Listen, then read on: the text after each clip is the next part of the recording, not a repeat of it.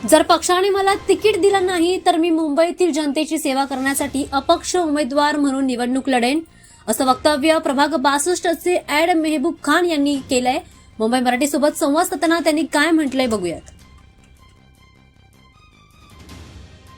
माझी लोकांबरोबर फक्त एकच रिक्वेस्ट आहे की तुम्ही वोट करत्यावेळी हे विचार करा की तुम्ही कोणाला वोट करतो आणि कोणती पार्टी बरोबर जात आहे. हे पार्टी वेगळं आहे, काय की हे इलेक्शन जो आहे हे कॉर्पोरेशनचं इलेक्शन, ह्याच्यामध्ये पार्टीपेक्षा जास्त तुमच्या व्यक्तीवर तुम्हाला फोकस करायचं.